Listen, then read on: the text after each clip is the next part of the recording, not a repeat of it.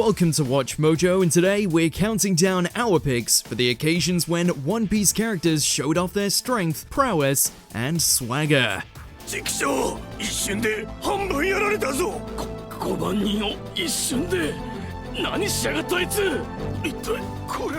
Number 30, Frankie's Hit and Fun. Frankie isn't usually the first straw hat you think of when it comes to flexing. Posing, sure. But when Nami is chased down by Big Mom and a reluctant Zeus, he and Brook decide to help in the most flamboyant way possible. With Brook riding on the front of his Rhino motorcycle, the duo sings a song before Frankie does a wheelie on Big Mom's face.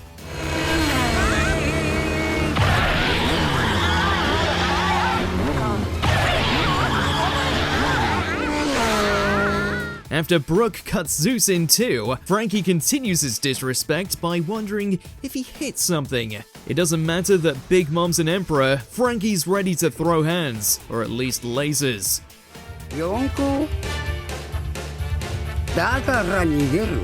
Number 29, Brook schools Big Mom. During the crew's mission to rescue Sanji from Big Mom and her family, Brook takes the opportunity to try to steal the Emperor's road poneglyph. He's caught in the act by Big Mom herself though. While he acquits himself surprisingly well in battle, hits his words that cut deepest.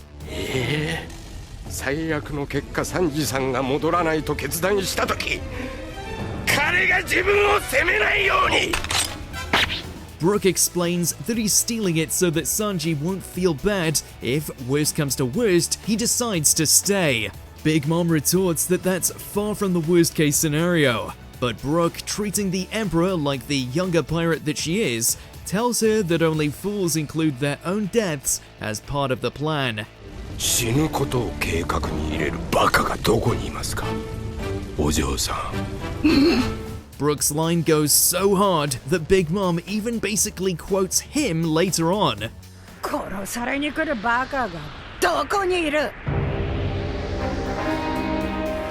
Number 28, Kaido flexes on death. You know a character is going to be good when their introduction is a flex. Now our first glimpse of the Emperor Kaido is of him creating a massive hole from landing in the ground at the Kid Pirate's base. 彼は今自殺をしたのだ。世に珍しき空島からの飛び降り自殺を。そして現在に至る。 The narrator goes on to describe how every attempt to kill him, hanging, torture, a guillotine has failed. Even his own concerted efforts to end things have been unsuccessful. Kaido is simply built different. This is not only a flex on everybody who's tried to kill him, but also on death itself, since he just can't die.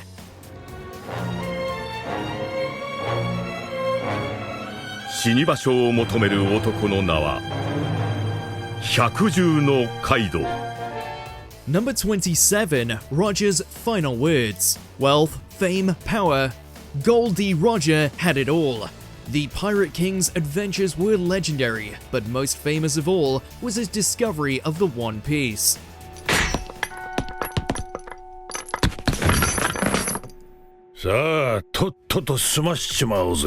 After he gave himself up, the world government couldn't let him die quietly, and so had him executed in public. But while they hoped for his death to serve as an example to discourage piracy, Roger's last message did the opposite. Roger's final words encouraging others to find his great treasure instead inspired several generations of pirates to set out to sea and launch the great age of pirates.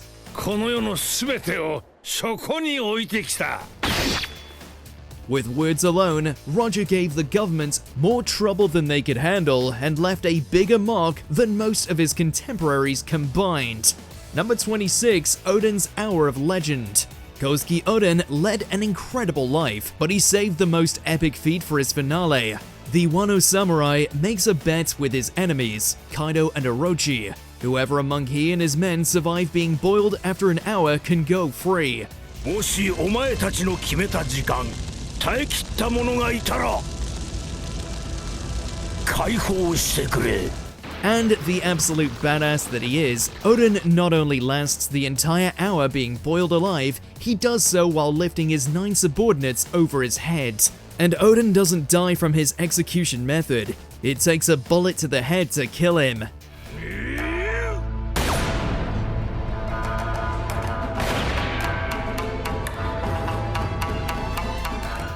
Kaido and Orochi's blood must have boiled even hotter than Oden at his massive flex on them.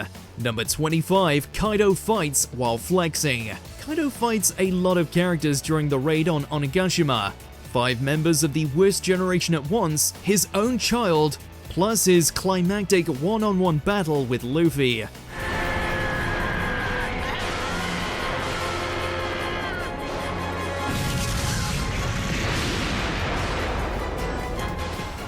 However, the thing about all these fights is that they have an asterisk attached to them.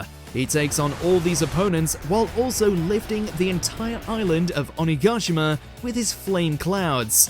Kaido is literally carrying an island and has the concentration to utterly dominate most of his opponents. It takes all they have just to survive against him, and Kaido's only giving them part of his attention. Oh, and he also gets drunk partway through.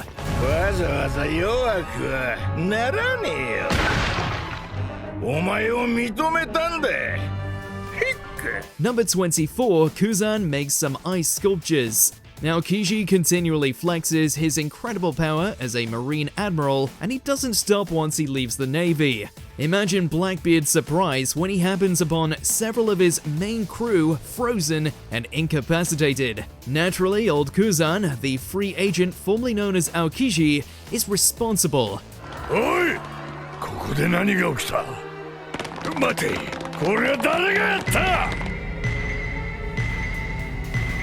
After partying together for a while, Kuzan freezes several of them again after some cross words between them. Most Emperor's strongest officers are formidable opponents to most fighters in the One Piece world, but Kuzan being able to render half of an Emperor's best crew members helpless in an instant, twice, is quite the flex.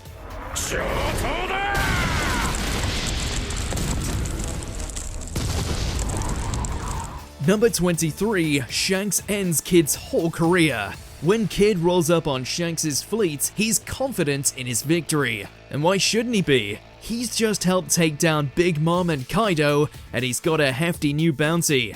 However, after Shanks sees a vision of Kid destroying his fleet, the Redhead Emperor leaps into action.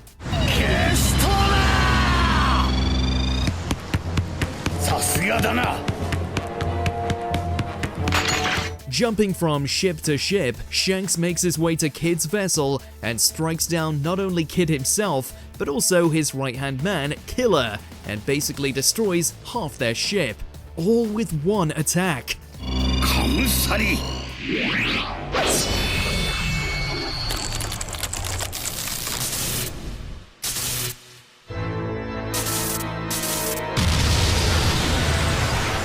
This isn't just a flex on Kid and his crew, it's also one on Kid's former opponents, including Shanks' fellow emperors who couldn't do the same. Number 22, Whitebeard tilts the sea.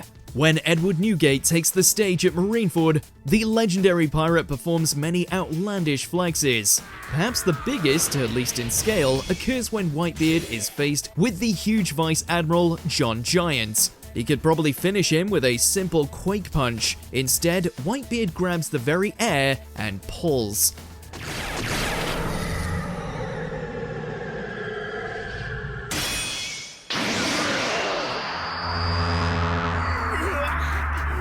This doesn't just put Johnny Boy off balance, but the entire island.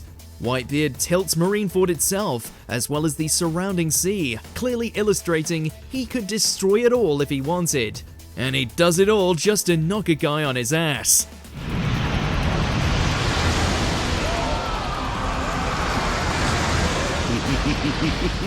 Number 21, Garp's Galaxy Impact. As Luffy's grandpa, it's only natural that Garp flexes too. It runs in the family.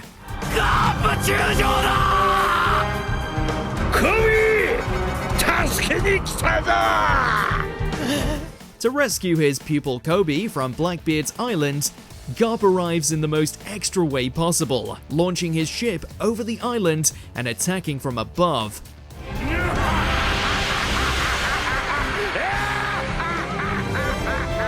After swaggering up to leap into the air, Garp cackles like a crazy person, threatens the pirates, and delivers a massive Haki-infused punch at the ground. The resulting shockwave hits like a nuclear bomb, leveling the plaza below and plenty of nearby buildings. And what does Garp have to say for himself? He's gotten weaker in his old age. What an absolute mad lad. 納得いかんのすっかり驚いた Number 20, Doflamingo gets cold feet. At the tail end of the Punk Hazard arc, one of the 7 warlords of the sea, Doflamingo, makes a sudden appearance and attacks the G5. Caught in the crosshairs is Captain Smoker, who eventually finds himself cornered by the leader of the Don Quixote pirates. 全員皆殺しだ Just before Doflamingo can deliver the final blow, Aokiji suddenly appears behind him and without moving a muscle uses his devil fruit power to cover the entire area in ice.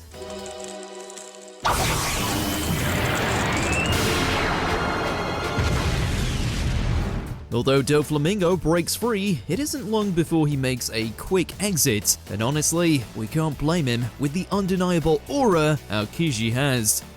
お前と戦う気はない Number 19, I'm always negative. Perona's devil fruit powers are unique in the fact that she can directly affect her opponent's emotional state through her negative hollows. This leaves most of the Straw Hat crew completely powerless, such as Sanji, Zoro, and Frankie. 皆さんと同じ大地を歩いてすみません However, when this technique finally reaches Usopp, it has absolutely no effect, much to Perona's dismay. When asked why the heck her ability doesn't work on him, Usopp proudly proclaims that he is always negative. 俺は元からネガティブだ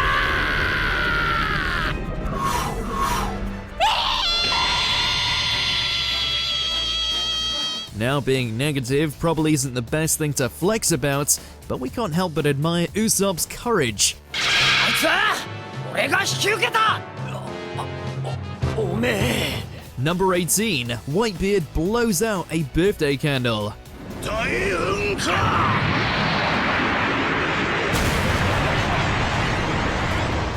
The war at Marineford is rife with characters showing off their ridiculous powers amid all the devastation and shocking developments. When Admiral Akainu takes action, things start to look dire, with the magma-spouting marine launching meteor magma fists down on the pirates.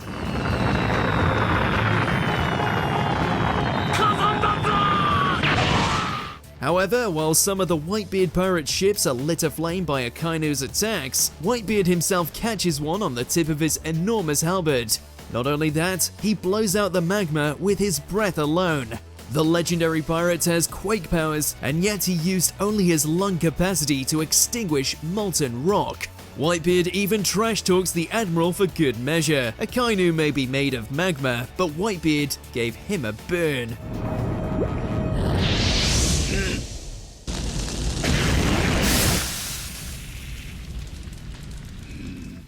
Number 17, One Finger.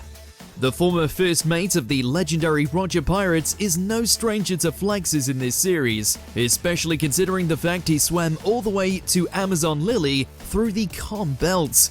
平泳ぎは得意でね そういう問題じゃねえ Another great instance of Silver's Rayleigh flexing his abilities is during the flashback battle between the Roger and Whitebeard pirates. With his advanced Buso Shoku, he's able to stop the Devil Fruit user with just a single finger.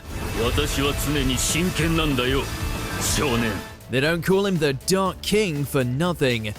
Number 16, Too Slow. Prior to the time skip, it took a coordinated effort from all the Straw Hats in order to fend off a single pacifista.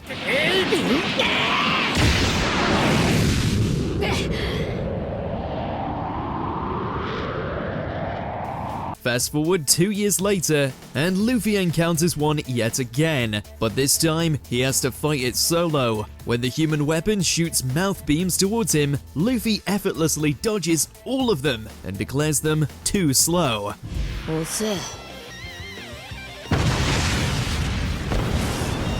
What follows is Luffy easily defeating the pacifista with just a single blow, thanks to his newfound Haki powers.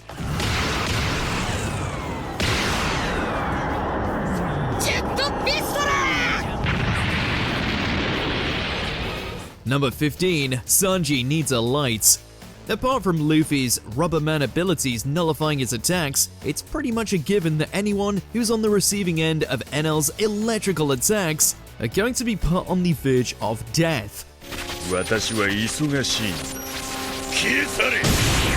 Just as Usopp and Nami are about to make their escape from the Arc Maxim, NL sends one of his most powerful attacks, the L Thor, straight towards them.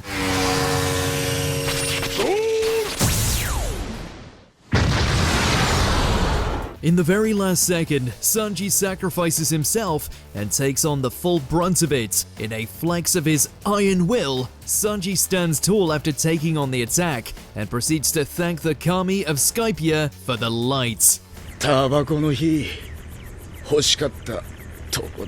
Number 14, Kaido knocks Luffy out.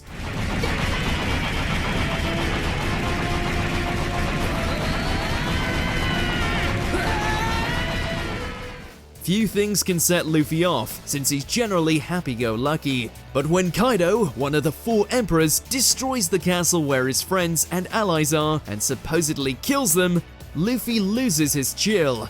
Attacking the draconic pirate head-on, Luffy uses all his powerful forms and moves, pummeling Kaido with punch after punch, but it doesn't injure him.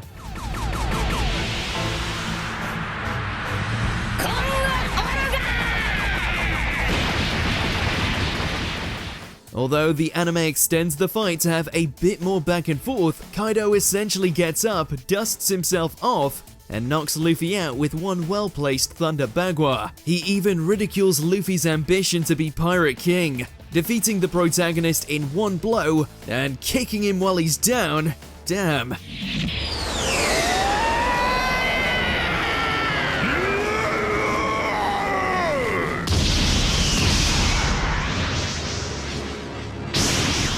Number 13, Bartolomeo's Piss Break. The Corridor Coliseum tournament introduces a whole bunch of unique characters, including the captain of the Barto Club, Bartolomeo the Cannibal. In the opening Battle Royale round, Bartolomeo suddenly decides that now would be a really good time to take a piss in amongst all the ruckus, much to the dismay of the crowd. The Fishman Karate Master, Hack, takes great offense to this and strikes him from behind while he's in the middle of it. Unfortunately for him, it's revealed that Bartolomeo was just baiting him with his barrier devil fruit powers, completely breaking his hand. Talk about taking the piss.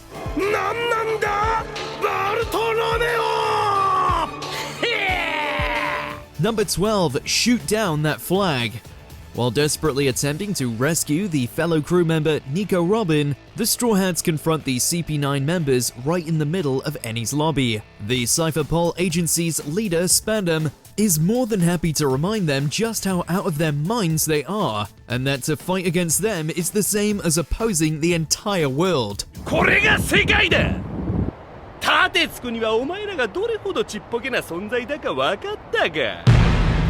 Not one to back down against anything, Luffy boldly orders Sogeking to shoot down the world government's flag, an act that is seen as a declaration of war. No matter what the Straw Hats come up against, even if it's the most powerful organization on the planet, they'll always watch out for each other.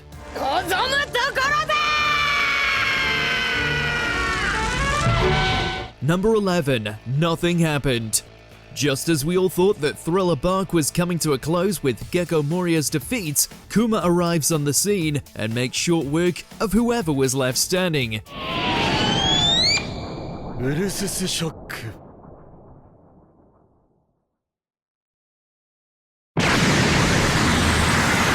With the Warlord of the Sea seemingly unstoppable and out for Luffy's life, Zoro decides to offer his own to the cyborg instead.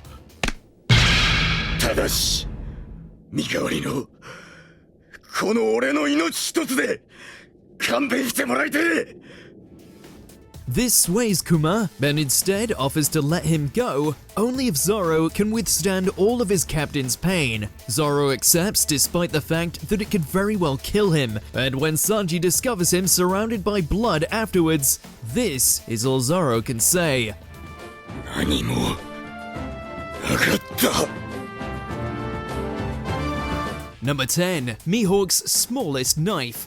鬼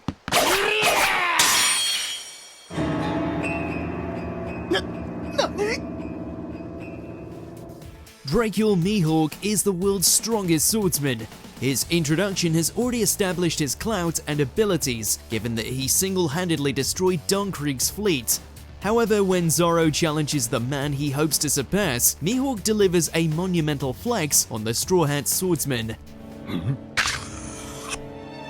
おい何のつもりだそりゃ Rather than use his massive ship-slicing blade, Mihawk instead pulls out a tiny blade hidden in his necklace. After lamenting that he doesn't have a smaller one, Mihawk proceeds to utterly dominate Zoro in a duel, despite his apparent handicap. While Zoro's determination ultimately wins Mihawk's approval, he must first endure the Warlord's disrespect. いいね世界一の剣豪か海賊王の仲間ならそれぐらいになってくれないと俺が困る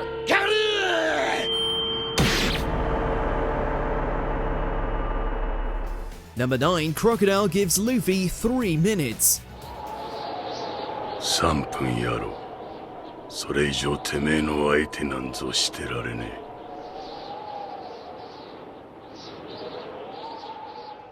Speaking of a warlord's disrespect, when Luffy and company are being pursued by the warlord Crocodile, the Straw Hat captain stays behind to buy time. After trading barbs, Crocodile starts to get impatient.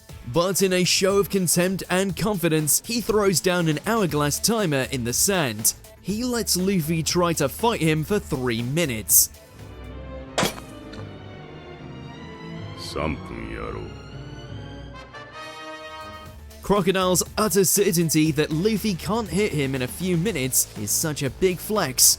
And he's right. Try as he might, Luffy can't so much as injure Crocodile in that time. Meanwhile, Crocodile pokes holes in Luffy's dreams and his body. この俺を誰だと思ってる Number 8. Gum Gum Jump Rope. Prior to this moment, Kaido was an unstoppable force of nature, able to take on pretty much any attack Luffy threw at him. Unfortunately for the overlord of the Wano country, he never could have seen the awakening of Luffy's Gum Gum fruit coming. With his new Gear 5th abilities, Luffy is able to bend reality as though it's a wacky classic cartoon. Even when Kaido attempts to retaliate with a bite, Luffy grabs both ends of him in his dragon form and proceeds to use him as a jump rope. Not only is it a massive flex against Kaido, but it's also one of the most disrespectful moments in the entire franchise.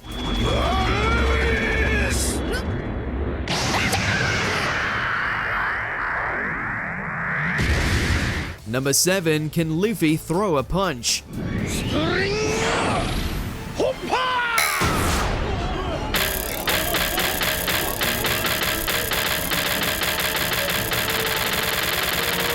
Despite receiving ridicule at the hands of Bellamy, a big-time rookie pirate, Luffy returns to confront him when his new friend Cricket's gold is stolen. Bellamy tries to flex on Luffy, mocking his dreams, as he shows off his spring-based powers by bouncing around town in an apparent blur. However, Luffy angrily recalls Bellamy's question and throws it back at him. Can he throw a punch? パンチの打ち方を知ってるかって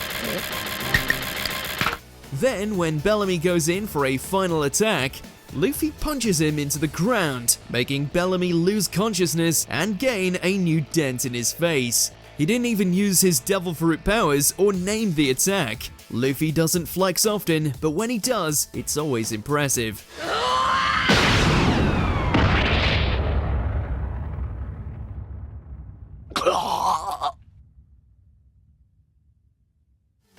Number 6. A mere emperor. わしはここをやめて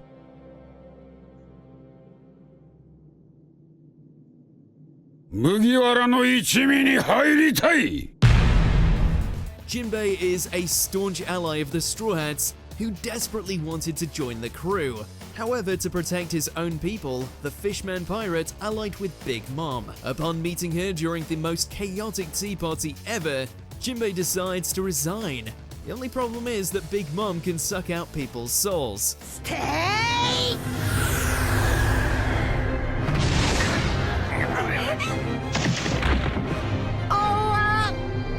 Life!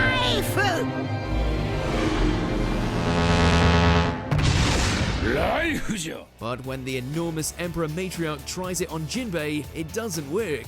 The caveat to her powers working is that the victim has to fear her, and Jinbe doesn't.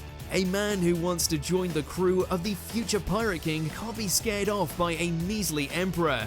No wonder everyone calls him boss. 未来の海賊王のクルーになろうちゅう男が4カごときに臆しておられるか。 Number 5. Whitebeard's Last Stand. Equally one of the most respected and feared pirates on the planet, Edward Newgate was one of the most powerful pirates to ever exist, with strengths rivaling that of the king of the pirates, Gold Roger. Unfortunately, his legend would come to an end at the Summit War of Marineford.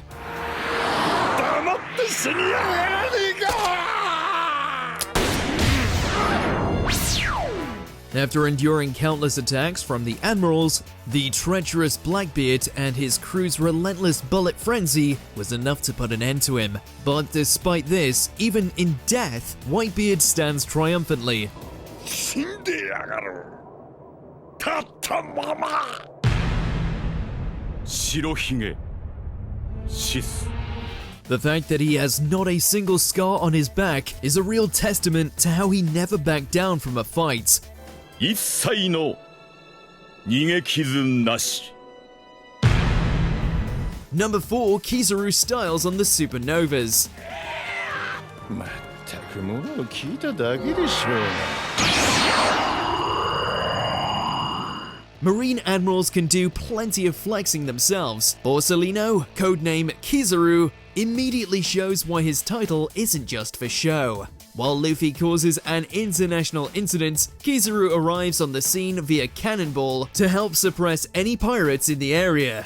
After casually and accidentally blowing up a tree the size of a mountain, Kizaru runs into Luffy's peers, fellow up-and-coming rookie pirates Hawkins, Apu, Drake, and Arouge.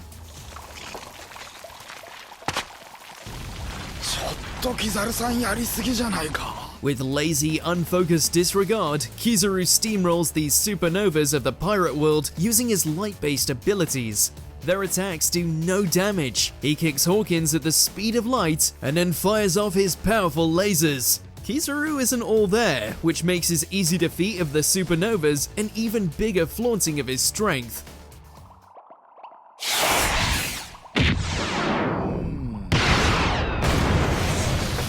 Number 3. Shanks stops the war.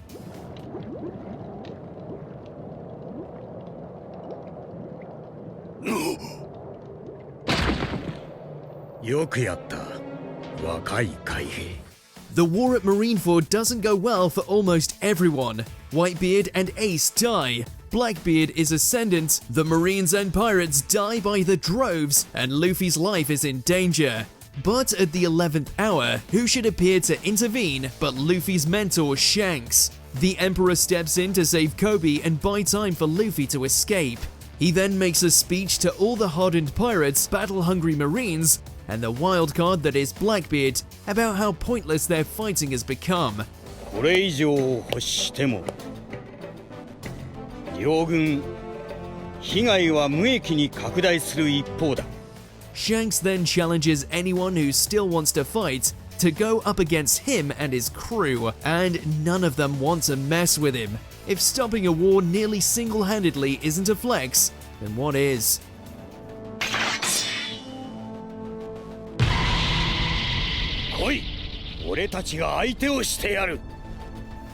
Number 2, Luffy ignores 2 emperors. まず詫びろよ、麦わら。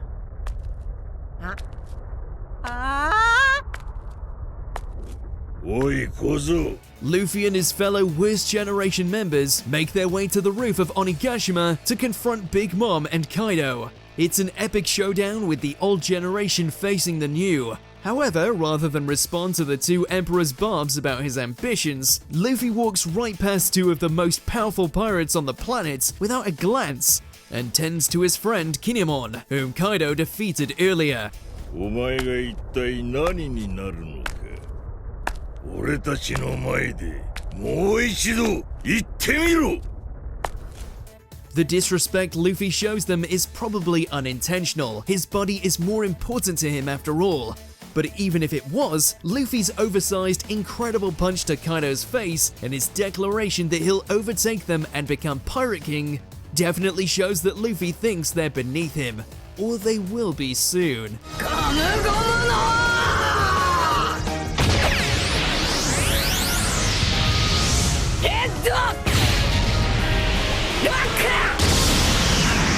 Continue, be sure to subscribe to our channel and ring the bell to get notified about our latest videos. You have the option to be notified for occasional videos or all of them.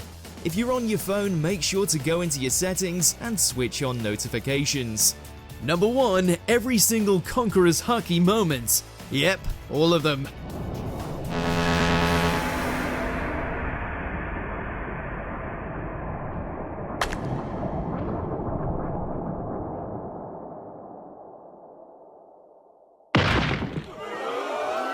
Conqueror's Haki lets its user release a burst of concentrated intimidation to knock out opponents that lack the willpower to withstand it. Every time it's used throughout the series is essentially its user flexing on whoever they use it against. Conqueror's Haki is flexing distilled and then released onto opponents. Those who use it are able to physically illustrate how much stronger than their opponents they are.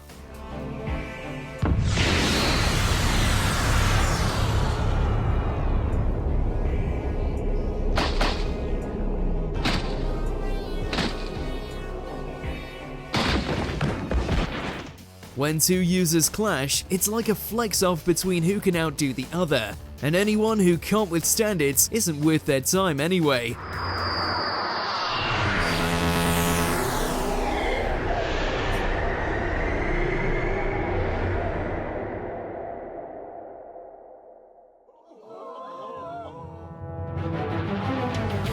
Is there a One Piece flex you can't believe we forgot? Show off your knowledge and let us know in those comments below.